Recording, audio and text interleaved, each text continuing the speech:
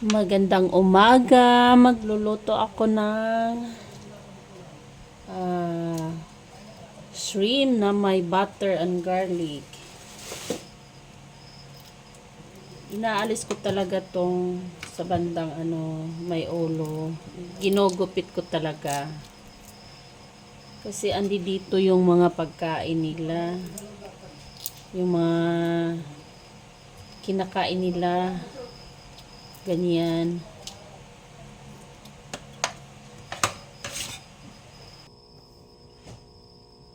Ito na yun, handa na yung lutuan natin. Lagyan, ako pag kahit may butter, lalagyan ko muna ng kakaunting oil para dito ko iluluto yung bawang at saka yung onion.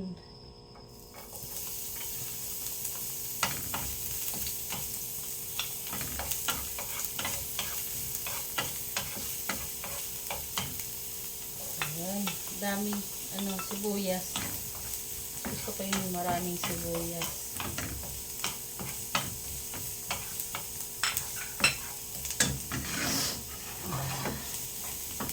Kayo ba ay nagluluto na rin dyan o kumakain na? Ito yung ulam namin. Kung sino kakain sa umaga, ganyan. Kasi madalas ang namin sa umaga, magkape lang. Pero kung hindi ako magkape, kakain ako sabay na pananghali. Yan.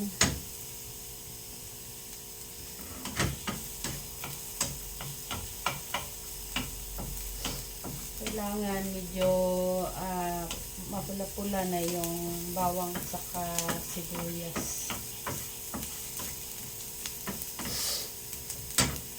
Magandang umaga sa inyong lahat.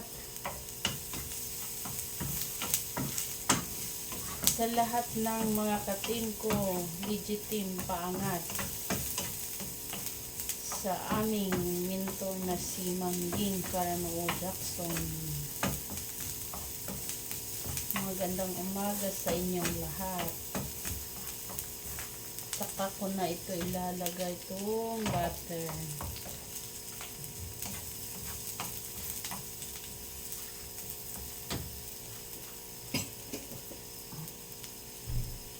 Dito na yung shrimp ko na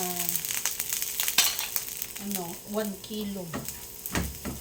Lutuin ko na, ubusin ko na 1 kilo. Kasi nga ganyan kami. Pag may matira, masarap pa kakainin, lalo na kasi ganyan yun ang pagkain. Lalong sumasarap pag may mga tira tapos iinitin mo na lang, mas masarap talaga.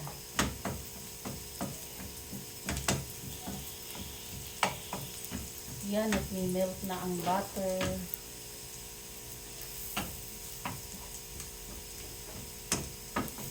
Garlic at saka onion lang. Yan. Pwede na natin ilagay. Etong shrimp, minarinate ko na, nilagyan ko na ng pangpalasa. Pero dagdagan ko pa mamaya ang kulang pa. Yan.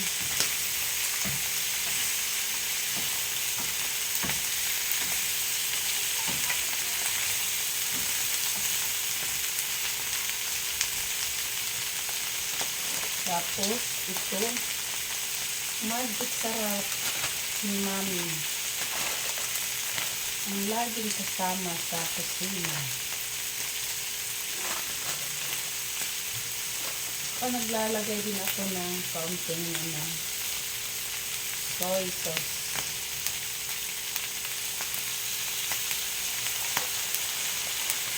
Mamaya ko na ilalagay yung oyster sauce. Hindi ako naglalagay na marami sa oyster sauce pag shrimp. Kasi yung oyster sauce, ano rin yun eh, mga seafoods. Kaya ito, shrimp na to, seafoods na to. Kaunti lang lalagay ko. Tapos, kaunting asin. Tapos, black pepper. Madaming black pepper, mas masarap.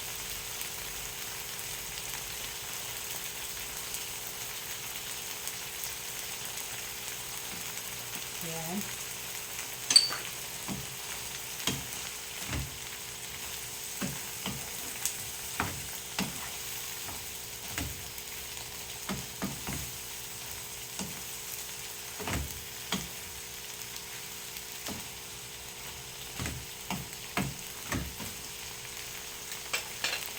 Saka takpan.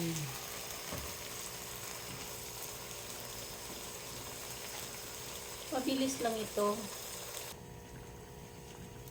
Ayan. Wow.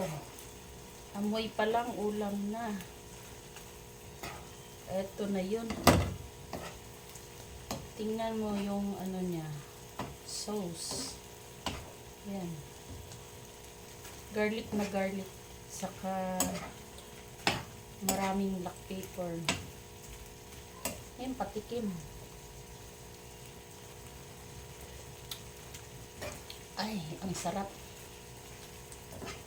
So, hanggang dito na lang. Abangan nyo ako mamaya habang kumakain ito. Mamaya pa. Okay. Patay na ang apoy. So, I hope you enjoy your watching hanggang sa susunod na recipe ko. Thank you so much. Good morning, everyone.